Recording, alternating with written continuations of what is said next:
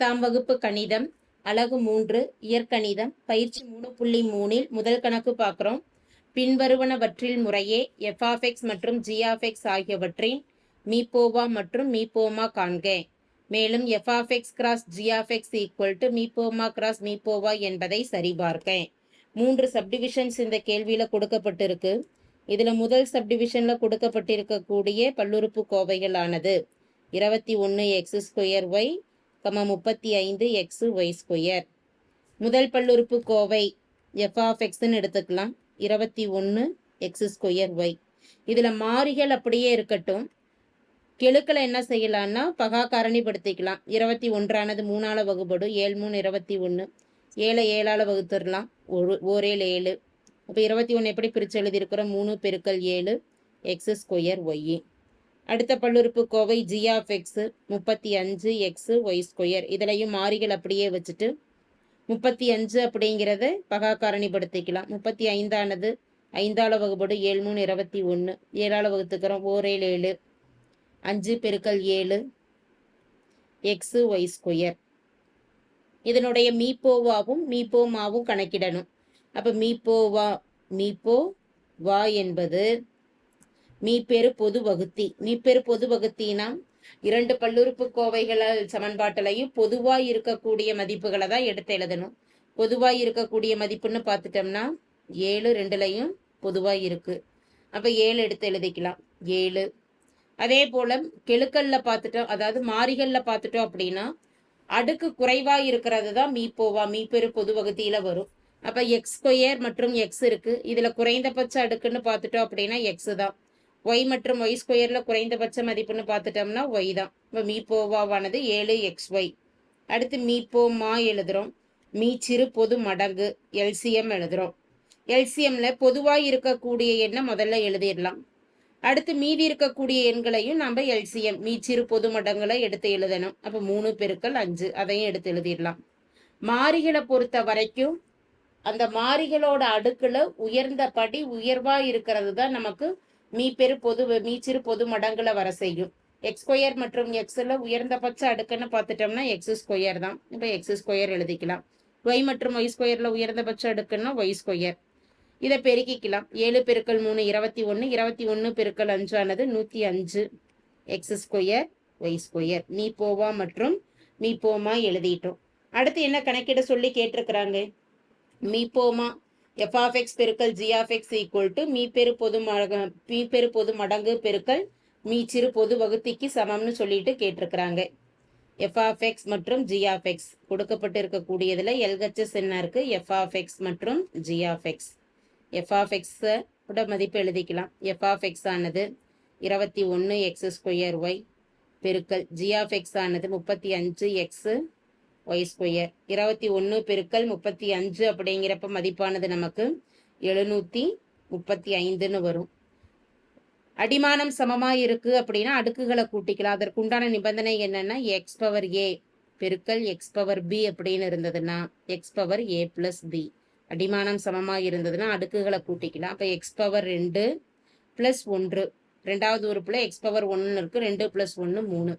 அடுத்து y⁴1 பெருக்கல் y⁴2 1 + 2ஓட மதிப்பு என்னது? 3. LHSோட மதிப்பு கணக்கிட்டுட்டோம். இதை சமன்பாடு 1ன்னு கொடுத்துடலாம். RHS எழுதுறோம். RHSல என்ன கணக்கிடணும்? மீச்சிறு பொது மடங்கு பெருக்கல் மீப்பெரு பொது வகுத்தி. இதனுடைய மதிப்பு கணக்கிடணும். மீச்சிறு பொது மடங்கு அப்படிங்கிறது என்னது? எல்சிஎம். எல்சிஎம்மோட வேல்யூ நம்ம என்ன கணக்கிட்டு இருக்கிறோம்? 105 x² y² பெருக்கல் மீப்பெரு பொது வகுத்தியானது 7xy. ரெண்டையும் பெருக்கிக்கலாம். 105 பெருக்கல் 7 735. x² into எக்ஸுங்கிறப்ப x³ y² y அடிமானம் சமமா இருக்கு. அடுக்குகளை கூட்டணும்னா y⁴2 y⁴1 2 + 1 3. அப்ப இரண்டு மதிப்புகளும் நமக்கு எப்படி இருக்கு? சமமா இருக்கு. 1 மற்றும் 2லிருந்து என்ன நம்ம நிறுவனம்? f(x) g(x)ம் மீப்பெரு பொது மடங்கு மீச்சிறு பொது மடங்கு பெருக்கல் மீப்பெரு பொது வகுத்தி இது ரெண்டு சமம்னு காட்டணும். அப்ப அது சமம்னு காட்டிட்டோம். இரண்டோட மதிப்புகளும் சமமா இருக்கு.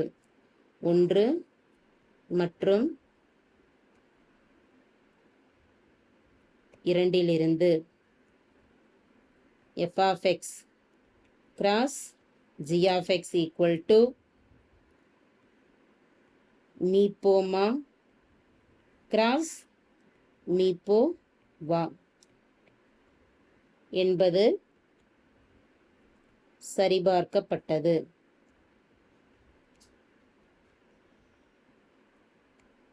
அடுத்து இரண்டாவது சப்டிவிஷனுக்கு வரோம். இரண்டாவது சப்டிவிஷனில் கொடுக்கப்பட்டிருக்கக்கூடிய பல்லுறுப்பு கோவைகளானது x cube minus 1 into x plus 1 comma x cube plus 1.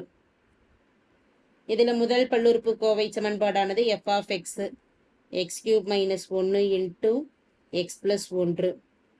இதில் முதல் மதிப்பு எக்ஸ் கியூப் மைனஸ் 1 நாம் விரிவாக்கம் செஞ்சுக்கலாம். எப்படி விரிவாக்கம் செய்யலாம்னா எக்ஸ் கியூப் மைனஸ் அதாவது a cube minus b cube ஃபார்முலாவை பயன்படுத்தலாம். ஏ கியூப் மைனஸ் பி கியூபோட விரிவாக்கம் என்ன? A minus b into a square plus ab plus b ஸ்கொயருங்கிறது ஃபார்முலா. அதை பயன்படுத்தி இந்த 1 கியூப்னு கொடுத்துட்டோம்னா a minus b x minus 1 a square x square plus ab. ஏயின் மதிப்பெண்ண எக்ஸு, பியின் மதிப்பெண்ண 1 x into 1 plus b square 1 square into x plus 1 x minus 1 into x square plus x plus 1 X plus 1. எதனுடைய மதிப்பு இது? F of எக்ஸை நாம் காரணிப்படுத்தி எழுதியிருக்கிறோம். அடுத்து ஜி ஆஃப் எக்ஸ் எழுதிக்கிறோம். ஜி ஆஃப் எக்ஸ் ஆனது எக்ஸ் கியூபு ப்ளஸ் 1ன்னு இருக்குது. இங்கேயும் நாம் இயற்கணித முற்றொருமையை பயன்படுத்துகிறோம். A cube plus b cube, அதாவது 1க்கு பதிலாக 1 கியூபுன்னு எழுதிக்கலாம். ஏ கியூப் ப்ளஸ் பி கியூபுங்கிற வடிவத்தில் இருக்குது.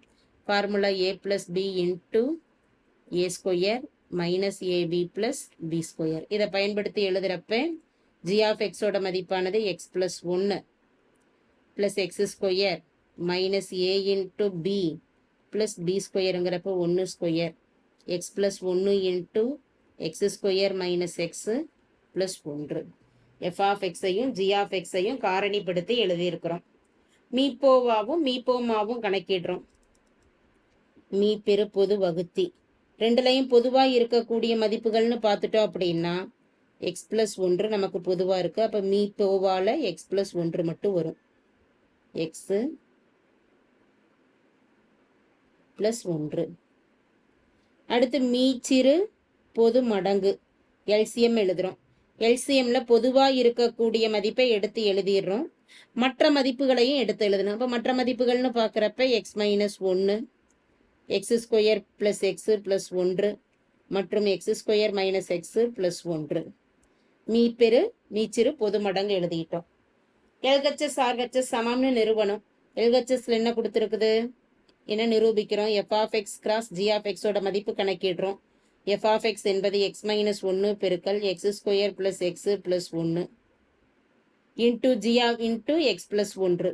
ஜி ஆஃப் எக்ஸின் மதிப்பானது எக்ஸ் ப்ளஸ் 1 பெருக்கல் x square minus x plus 1. இதை மல்டிபிள் பண்ணலாம். X plus 1 into x plus 1 2 முறை இருக்குது. அப்போ 2 முறை இருக்குன்னா எக்ஸ் ப்ளஸ் 1 ஹோல் ஸ்கொயர்னு எழுதலாம்.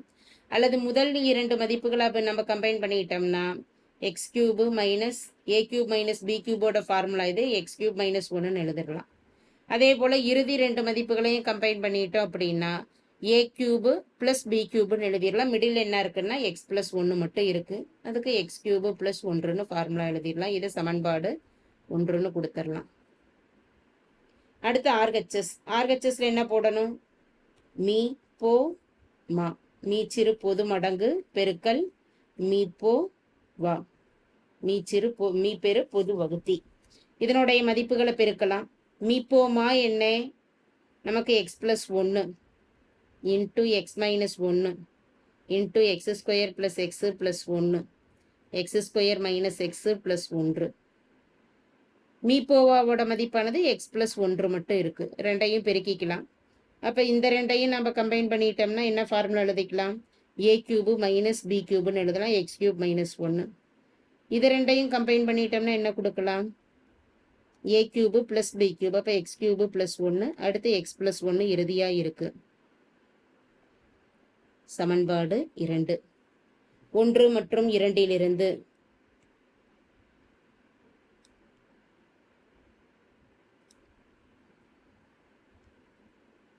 எஃப் ஆஃப் எக்ஸ் பெருக்கல் g of x equal to மீப்போமா இன்ட்டு மீப்போ வா என்பது சரிபார்க்கப்பட்டது. அடுத்து மூன்றாவது சப்டிவிஷனுக்கு வரும். மூன்றாவது சப்டிவிஷனில் கொடுக்கப்பட்டிருக்கக்கூடிய பல்லுறுப்புக்கோவையானது x square y plus x y square comma x square plus x ஒய்னு கொடுக்கப்பட்டிருக்கு. முதல் பல்லுறுப்புக்கோவை f of x equal to x square y plus x y square. ரெண்டுலையும் பொதுவாக ஒரு எக்ஸ் ஒய்யை வெளியில் எடுத்துடலாம். முதல் மதிப்பில் எக்ஸை வெளியில் எக்ஸ் ஒய்யை எடுக்கிறப்ப எக்ஸ் பவர் 2ல் ஒரு எக்ஸ் போயிடுச்சுன்னா மீதி ஒரு எக்ஸ் இருக்கும். எக்ஸு ஒய்யை வெளியில் எடுத்துட்டோம். அடுத்து எக்ஸ் ஒய் ஸ்கொயரில் ஒரு ஒய்யை வெளியில் எடுத்துட்டோம், எக்ஸை எடுத்துட்டோம் அப்படின்னா மீதி ஒரு ஒய் இருக்கும். X plus y. G of x ஆனது x square plus x y. X square plus x ஒய்யில் ஒரு எக்ஸை பொதுவாக வெளியில் எடுத்துட்டோம்னா எக்ஸ் ப்ளஸ் ஒய். மீப்போ வா கணக்கிடுறோம். மீ பெரு பொது வகுத்தி. ரெண்டுலையும் பொதுவாக நமக்கு என்ன மதிப்பு இருக்குது? எக்ஸ் ப்ளஸ் ஒய் இருக்குது. அப்போ மீப்போவால் என்ன வேல்யூ? எக்ஸ் ப்ளஸ் ஒய் வந்துடும். அதே போல் ஒரு எக்ஸு பொதுவாக இருக்குது. இந்த எக்ஸை எழுதிடலாம். எக்ஸு மீப்போ மா மீச்சிறு பொது மடங்கு. பொதுவாக இருக்கக்கூடிய எக்ஸையும் எக்ஸ் ப்ளஸ் ஒய்யையும் எடுத்து எழுதிட்டு அதை தவிர மீதி மதிப்புன்னு பார்த்துட்டோம்னா என்ன இருக்குது? ஒரு ஒய் இருக்குது. இந்த மதிப்பு என்னது? X y into x plus y. நிறுவ வேண்டியது, கணக்கிட வேண்டியது என்ன? எல்ஹெச்எஸ். எல்ஹெச்எஸ்ல எஃப் ஆஃப் எக்ஸ் பெருக்கல் ஜி ஆஃப் எக்ஸ் கணக்கிடணும். எஃப் ஆஃப் எக்ஸோட மதிப்பானது x y into x plus y பெருக்கல் ஜி ஆஃப் எக்ஸ் ஆனது x into x plus y. இதை பெருக்கிக்கலாம். எக்ஸ் இன்ட்டு எக்ஸ் அப்படிங்கிறப்ப மதிப்பு என்ன? எக்ஸ் ஸ்கொயர் ஒரு ஒய். அடுத்து x plus y whole square. சமன்பாடு 1. அடுத்து இரண்டாவது ஆர்ஹெச்எஸ் வரும். ஆர்ஹெச்எஸ்ல என்ன நிறுவனம்? அதாவது எதனுடைய மதிப்பு கணக்கிடணும்? மீப்போ மா பெருக்கல் மீப்போ வா. மீப்பெரு பொது வகுத்தி. மீப்போ மாவோட மதிப்பானது x y into x plus y பெருக்கல் மீப்பெரு பொது வகுத்தியானது x into x plus y. ரெண்டையும் பெருக்கிறப்ப எக்ஸ் பெருக்கல் எக்ஸ் எக்ஸ் ஸ்கொயர் ஒரு y x plus y whole square. சமன்பாடு 2. ரெண்டு மதிப்பையும் பார்த்துக்கலாம். இரண்டுமே சமமாக இருக்கு அப்படிங்கிறப்ப 1 மற்றும் 2 எஃப் ஆஃப் எக்ஸ் பெருக்கல் g of x equal to மீப்போமா பெருக்கல் மீப்பெரு பொது வகுத்தி மீப்போவா என்பது சரிபார்க்கப்பட்டது. தேங்க்யூ.